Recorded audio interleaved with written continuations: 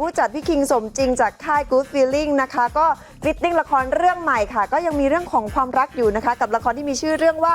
สัญญารักสัญญาณลวงค่ะนี่ค่ะพระนางก็คือเด่นคุณนะคะมาประกบคู่กับน้ำหวานภูริตาค่ะกำกับการแสดงโดยดุลยศิษย์นะคะมีพี่วิทย์วรวิทย์ค่ะน้องของพี่คิงมาดูแลความเรียบร้อยในการฟิตติ้งเห็นไหมคะ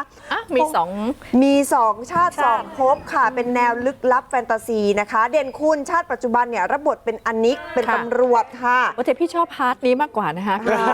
เพราะว่าเสื้อผ้าน้อยชิ้นนะคะ อดีตชาติรับบทเป็นยศราชเป็นพ่อเจ้าผู้ครองนครจำปาสีนี่เข้มแข็งทะเยอทะยานส่วนน้ำหวานค่ะปัจจุบันรับบทเป็นวิวันสาวสวยจิตใจดีกล้าหาญส่วนชาติอดีตรับบทเป็นแพงทองเป็นเจ้านางในยุคธรวดีนะคะยังมีตัวแปรสำคัญค่ะก็คือน้ำฝนพัชรินนะคะนี่รับบทเป็นหญิงสาวสวยสง่าอายุ1,000 กว่าปีเลยค่ะสาว 2,000 ปี1,000 ปีแบบนี้นี่เองนะคะยึดมั่นในความรักค่ะนอกจากนี้ยังมีนักแสดงท่านอื่นๆอีกนะคะทั้งน้ำหนึ่งมิวสรุตค่ะเรื่องนี้เนี่ยอย่างที่บอกคือเป็น2ชาติ2ภพก็เลยต้องมีการใช้ CG นะคะซึ่งน้ำฝนเองก็บอกว่าต้องฝึกจินตนาการให้เข้าถึงบทบาทให้มากขึ้นนักแสดงคนอื่นๆเองก็ต้องเรียนคิวบูเพิ่มเติมด้วยค่ะ